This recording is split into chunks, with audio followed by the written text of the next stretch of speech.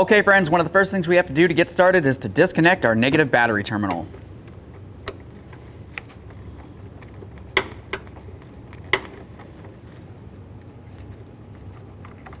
Set that aside so it's not making any contact with the battery.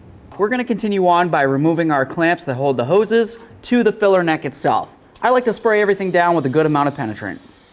Now we're going to continue with a 1/4 inch ratchet and an 8mm socket and start loosening this clamp.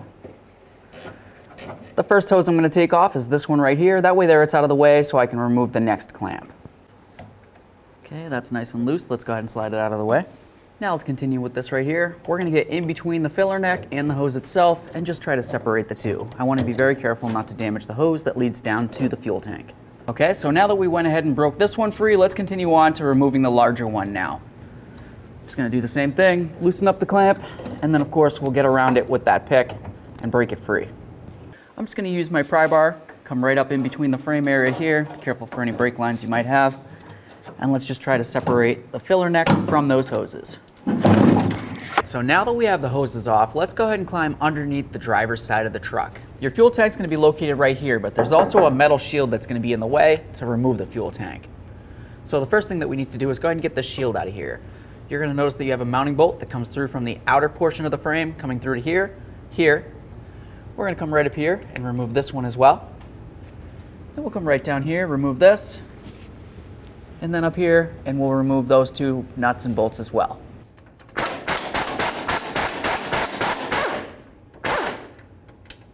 There's one.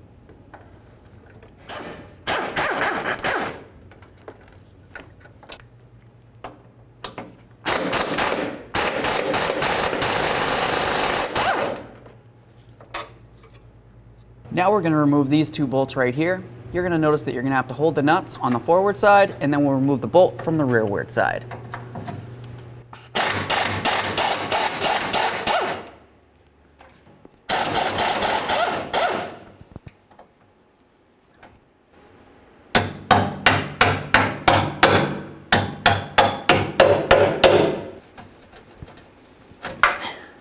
There's one.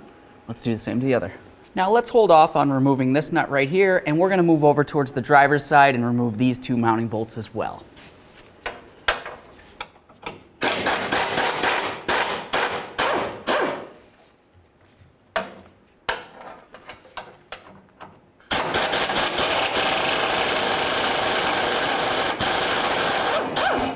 Now let's move back over towards the front of the tank. I'm just going to go ahead and grab onto this. Give it a nice little wiggle so that it clears this wiring area here. If yours doesn't wiggle, you can go ahead and try to loosen this a little bit. Now we're going to move over here and remove this nut. Just keep in mind, this is pretty much the only thing holding up the shield, so once we remove it, you're going to have the entire weight of the shield coming down.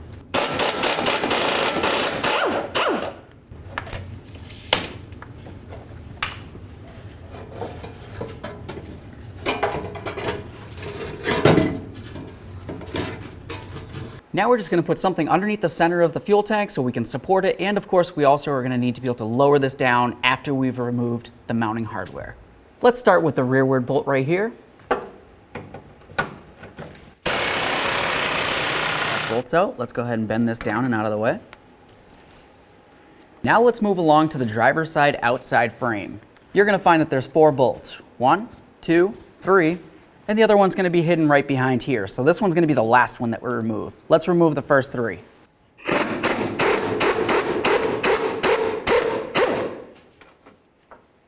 The next thing I want to do is go ahead and get this e-brake cable right out of the way. Essentially, I'm just going to go ahead and squeeze on the tabs that are holding it into this bracket and then pull it so it gets to the point where it's here. And then we can move it out of the way so we can get the bolt out.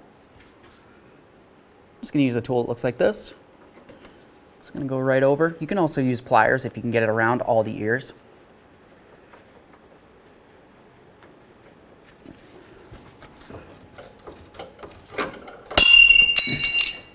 There we are. Now we'll just pull this out of the way, and now we have complete access to that bolt.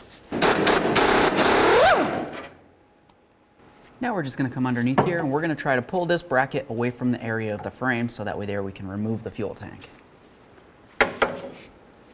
Where am I going to go?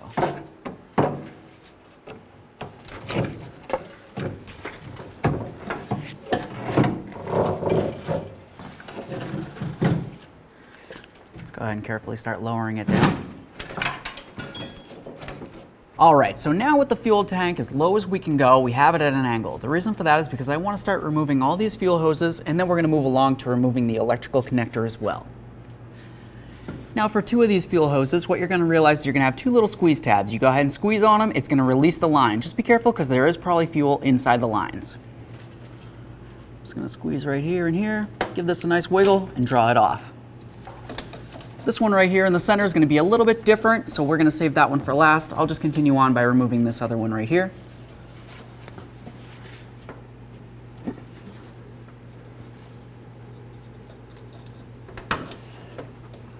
There we are. We've got some fuel coming out. Now for this one, it's got different types of squeeze tabs. It's basically just these little circular rings off to the sides. If you were to just go ahead and squeeze on those, it's going to separate the tabs, and then you can draw this off as well. All right, that one's off as well. Let's move along to the electrical connector.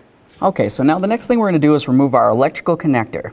You're going to notice up along the rearward side, or along the driver's side of it, I should say, there's going to be a gray locking device. Essentially, it's just a piece of plastic. I'm going to come in between the center, try to push down, and then try to pry that gray locking tab away. There we are. Now let's go ahead and squeeze on this center tab, and then draw the electrical connector away from the fuel tank. Perfect. Now that we have the larger one off, let's continue on to the smaller one. This one right here, you can just go ahead and grab onto this tab, lift it up, and then we'll draw it away from the fuel pump. Now with all that disconnected, let's go ahead and carefully lower our fuel tank. We're going to do this slowly because of course we have the hoses that go up and over the frame for the filler neck.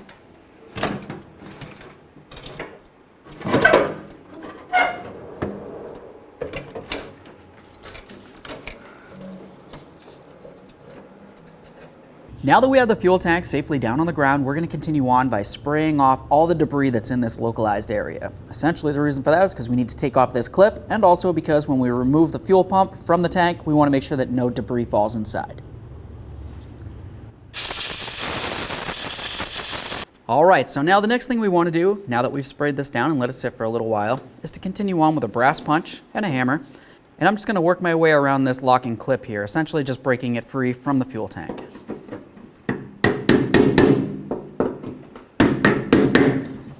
Now I'm just going to use some snap ring pliers. They have the little tips on them, and they're going to fit into the holes for the snap ring.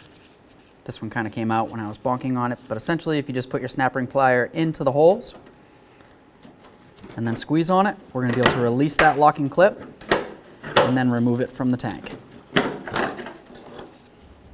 Let's give this another blast with air. The next thing we're going to do is go ahead and pry the fuel pump up from the fuel tank.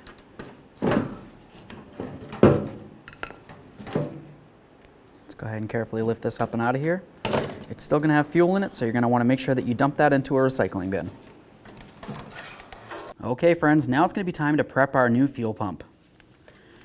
We have our float right here. It's going to be important to make sure that you set so the piton goes into the hole right here, and then the shaft goes along this area there and clips in. Just slide it straight in, and then listen for a click. Give it a nice wiggle, make sure it's completely secured. You definitely don't want this to fall off once it's in the fuel tank. So now we're going to go ahead and put this in. Let's go ahead and put the float in, and it's going to go towards the rear of the vehicle. As we bring this down, we're going to line up this tab right here with the area on the fuel tank where it needs to go, and we'll leave it just like this. Next, we're going to take our O-ring, carefully put it up and over this, and then we're just going to gently stretch it over. Now let's go ahead and press this down into where it needs to go. Remember to line up your tab. Now let's grab our clip, just slide it around here. I'm going to line it up, press down on the fuel pump, and we'll start putting our clip around. Last one. Going to help it in there. There we are. Now just make sure the clip's sitting completely inside all the way around the fuel tank. Now let's just make sure that all the covers are nice and loose so we can easily remove them once we get the tank up and inside the truck. Now looking at our original fuel pump, the next thing we have to do is go ahead and remove these clips right here. We're going to reuse those into the original lines. So let's go ahead and lift up on the tab. After you've done that, just give it a little pry and push it up over the lip. We'll do the same on the other tab and then slide it right off. Do the same to both. So now that we removed our clips and we cleaned them off, the next thing I want to talk about is the two different sizes you're going to see. The one in my right hand right here is a little larger than the one in my left. If you were to look at your lines right up here, you're going to notice that the line that's towards the rear of the truck is going to be smaller than the one that's all the way towards the front. So let's go ahead and put them into the corresponding holes. Clips in, do the same to the other one. And of course the center one does not have one of these clips. Let's go ahead and start putting our fuel tank up.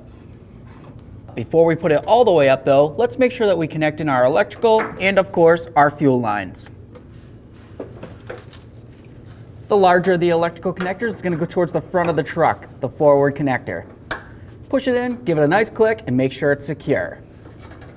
Next, we're going to go ahead and do the smaller one. That's going to be towards the rear of the fuel pump. Go ahead and slide that in, listen for a click.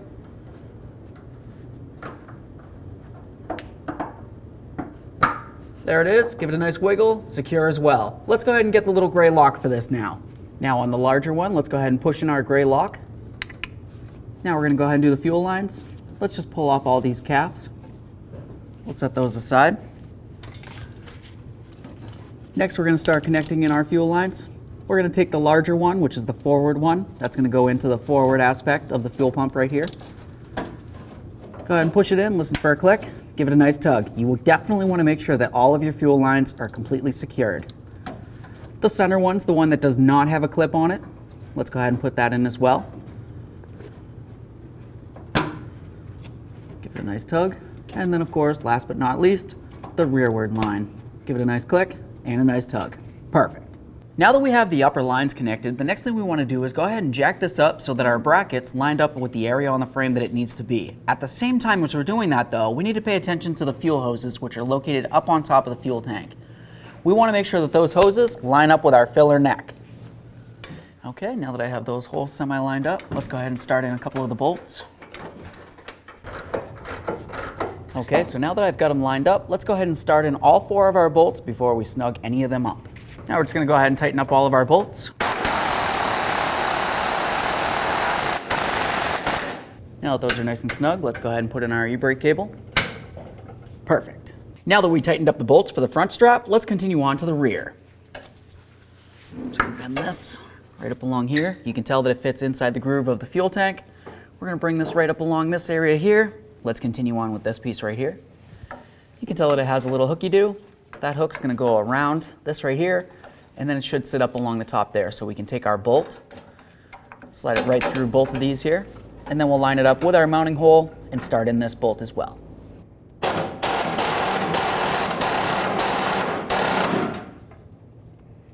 Now we're just going to torque both straps to 13 foot-pounds. Now we can get the jack out of here. Okay, so now let's go ahead and line up our filler neck with those hoses. If it's hard to get one of them on there, just go ahead and use your little hook. Slide this around the tube. All right, so now that we have those slid on, let's continue on by tightening up both of our clamps. Okay, now it's going to be time to go ahead and get our shield up on there. We've got this bracket here. That needs to go up and over the drive shaft. So I'm just going to go ahead and turn this at an angle, put it up over the drive shaft, and then put the other end over the leaf spring. There we are. I'm just going to go ahead and use a washer and the nut. Start that on here. Okay, so now let's just go ahead and line up our shields so the bolt holes line up with the frame of the truck here. We're going to use our 2 long bolts that look like this. Go ahead and slide them through the shield, through the frame, and then right out the other side. Now with both bolts through, let's go ahead and start on the nuts.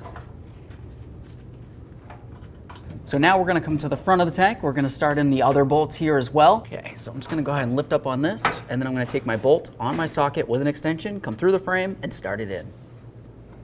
Let's get that bolt in there. Okay. Now let's go ahead and start in our forward bolt.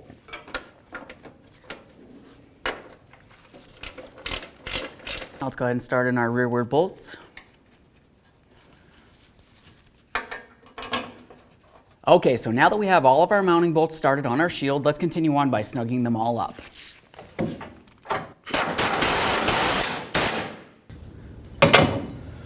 All right, let's not forget this one as well.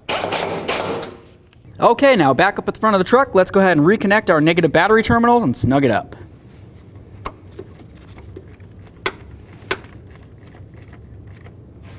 Give it a nice wiggle, make sure it's secure. Okay friends, now all you have to do is hop in the driver's side of the truck and we're going to take that key and put it in the on position. We're going to listen for the fuel pump. You want to make sure it primes the lines. After that, turn the key to the off position and then back to the on position and start it.